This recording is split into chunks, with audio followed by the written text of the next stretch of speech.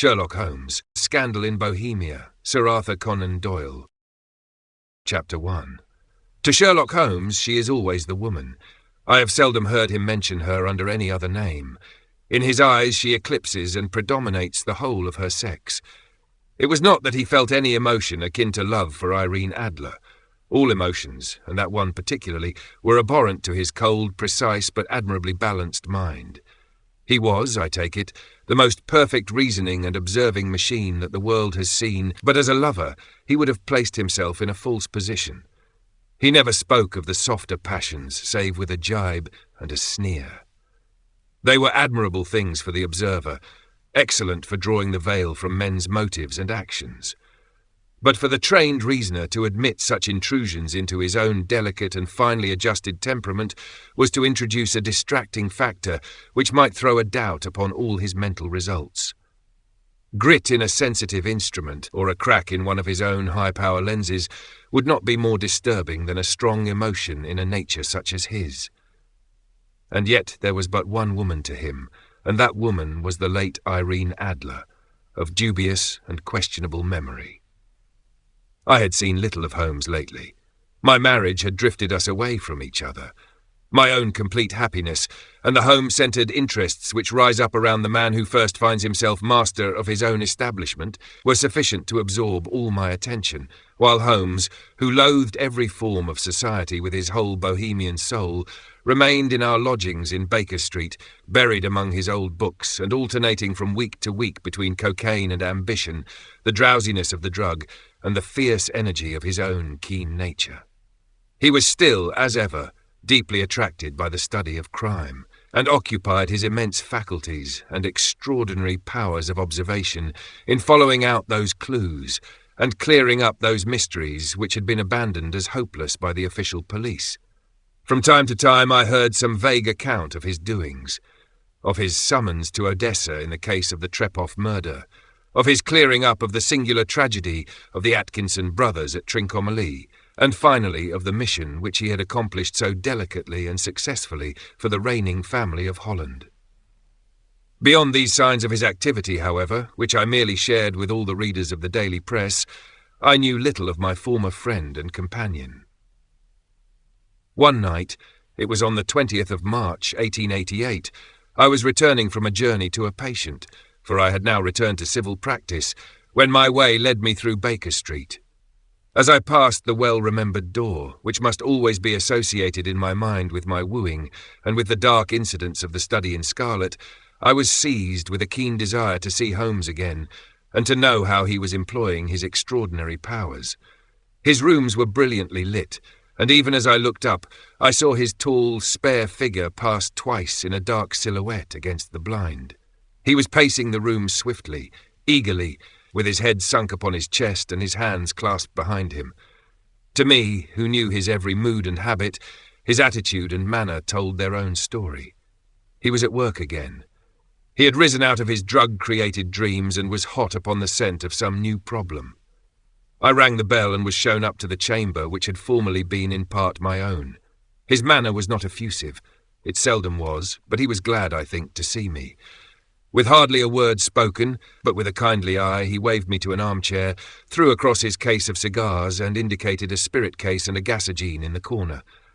Then he stood before the fire and looked me over in his singular introspective fashion. "Wedlock suits you," he remarked. "I think, Watson, that you have put on 7.5 pounds since I saw you." "7," I answered. "Indeed, I should have thought a little more. Just a trifle more, I fancy, Watson. And in practice again, I observe. You did not tell me that you intended to go into harness." "Then how do you know?" "I see it. I deduce it. How do I know that you have been getting yourself very wet lately, and that you have a most clumsy and careless servant girl?" "My dear Holmes," said I, "this is too much.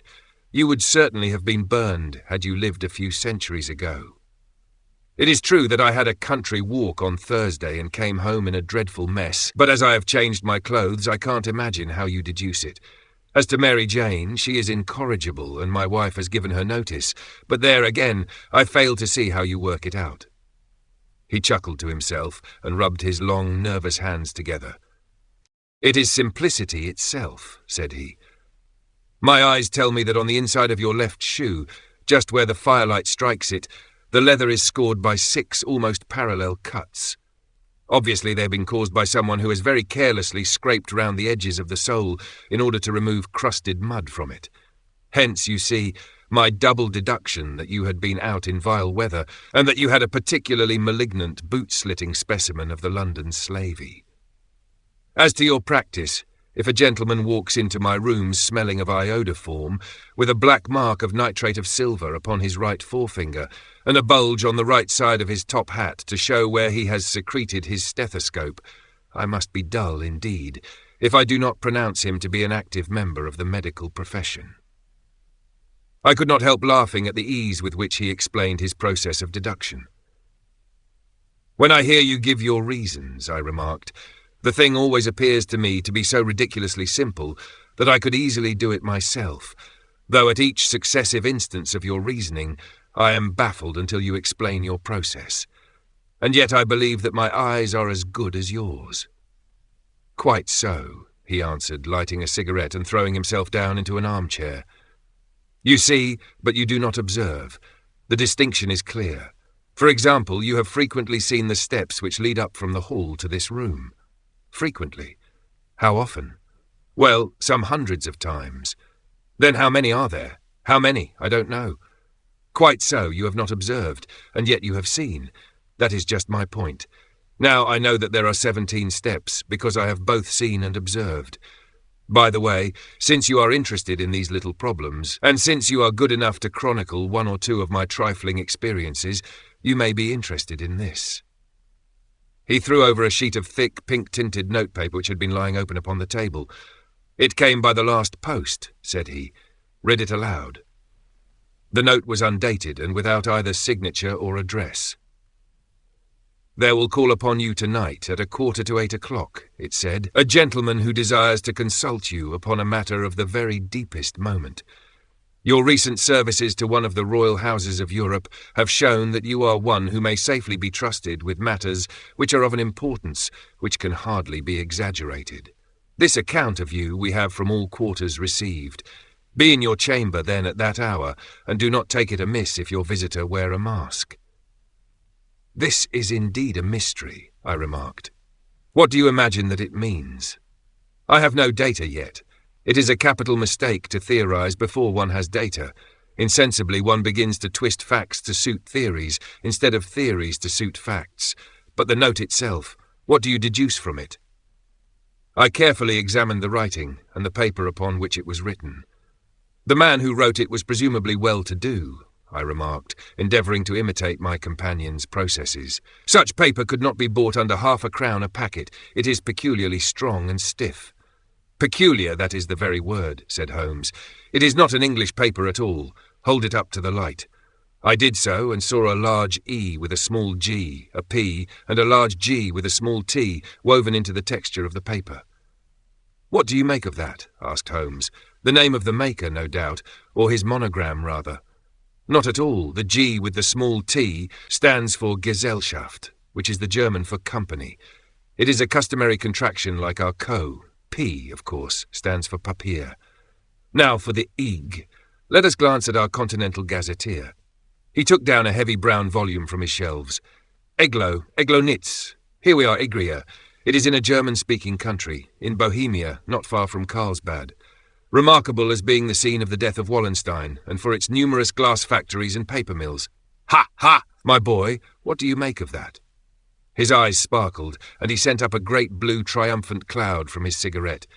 The paper was made in Bohemia, I said. Precisely. And the man who wrote the note is a German. Do you note the peculiar construction of the sentence?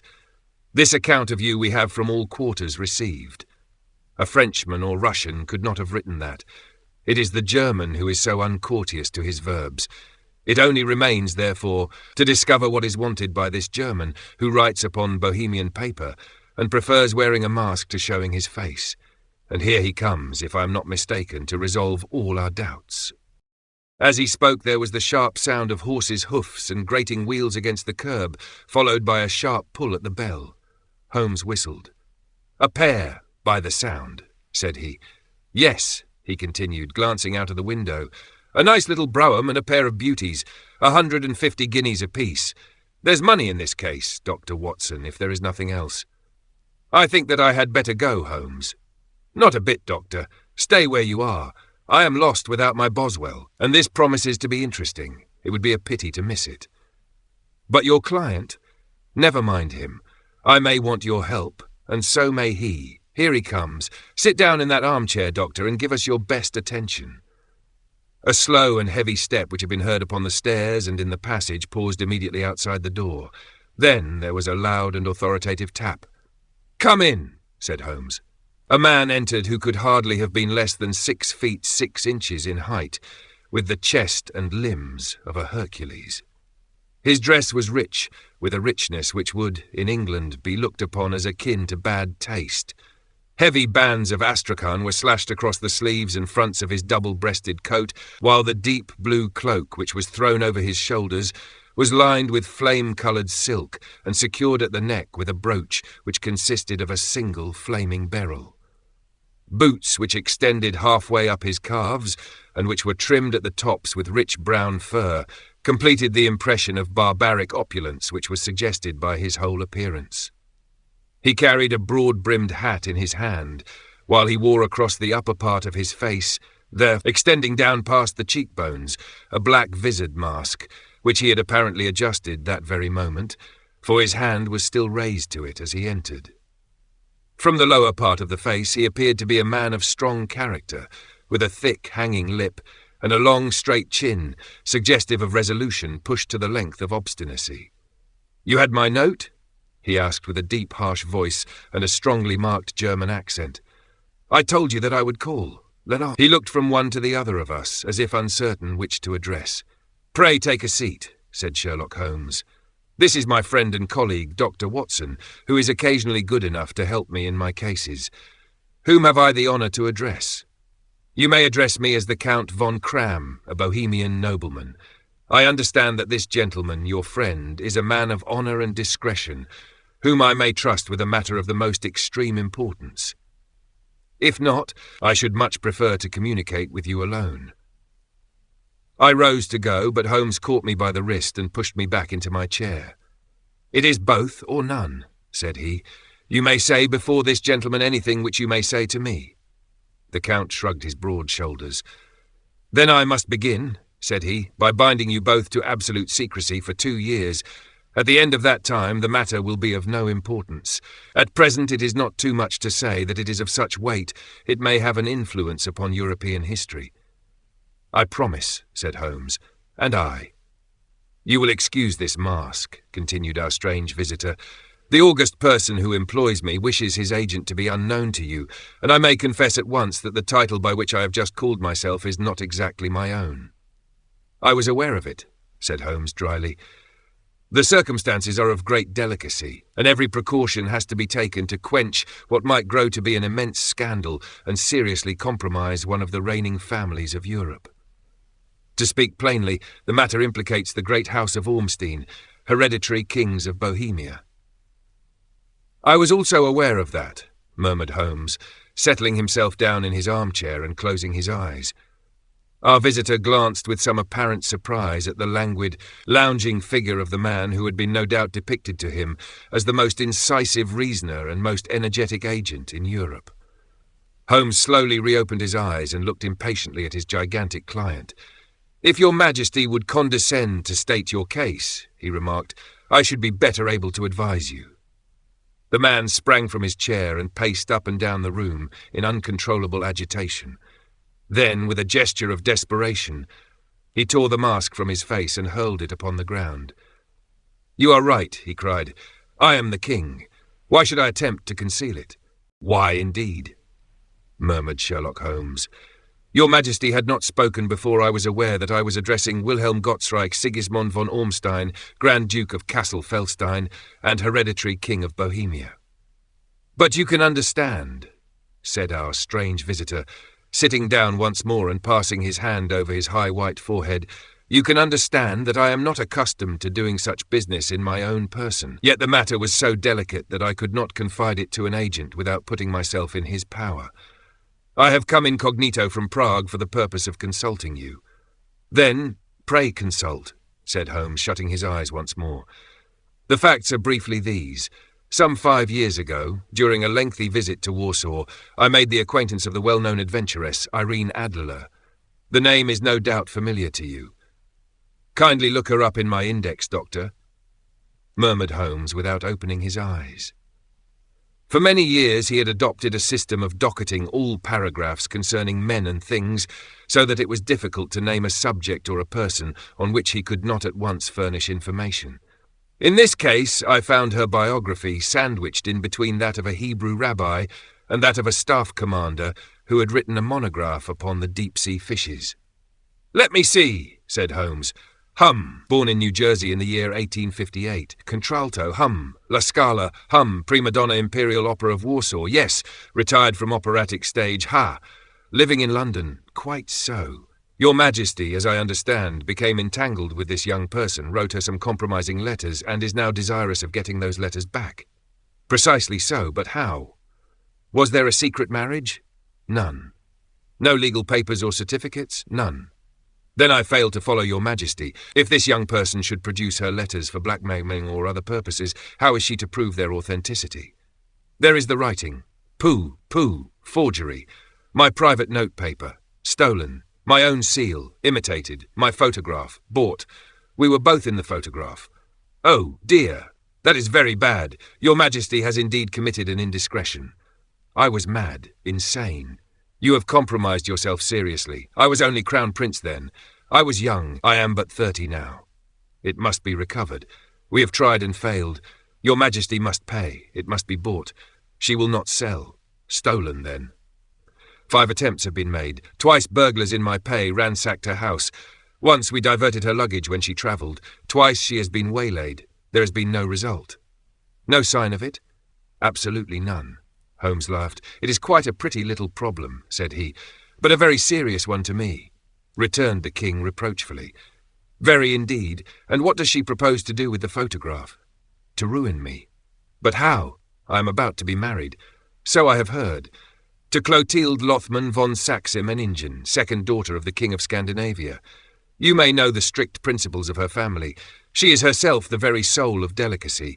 A shadow of a doubt as to my conduct would bring the matter to an end. And Irene Adler? Threatens to send them the photograph, and she will do it. I know that she will do it. You do not know her, but she has a soul of steel. She has the face of the most beautiful of women, and the mind of the most resolute of men. Rather than I should marry another woman, there are no lengths to which she would not go, none. You are sure that she has not sent it yet? I am sure. And why? Because she has said that she would send it on the day when the betrothal was publicly proclaimed. That will be next Monday. Oh, then we have 3 days yet, said Sherlock Holmes with a yawn. That is very fortunate, as I have 1 or 2 matters of importance to look into just at present. Your Majesty will, of course, stay in London for the present? Certainly. You will find me at the Langham, London, under the name of the Count von Cram. Then I shall drop you a line to let you know how we progress. Pray do so. I shall be all anxiety. Then as to money, you have carte blanche. Absolutely. I tell you that I would give one of the provinces of my kingdom to have that photograph. And for present expenses? The king took a heavy chamois leather bag from under his cloak and laid it on the table. There are £300 in gold and 700 in notes, he said. Holmes scribbled a receipt upon a sheet of his notebook and handed it to him. And Mademoiselle's address? He asked. Is Briony Lodge, Serpentine Avenue, St. John's Wood. Holmes took a note of it. One other question, said he. Was the photograph a cabinet? It was. Then good night, Your Majesty, and I trust that we shall soon have some good news for you. And good night, Dr. Watson, he added, as the wheels of the royal brougham rolled down the street. If you will be good enough to call tomorrow afternoon at 3 o'clock, I should like to chat this little matter over with you.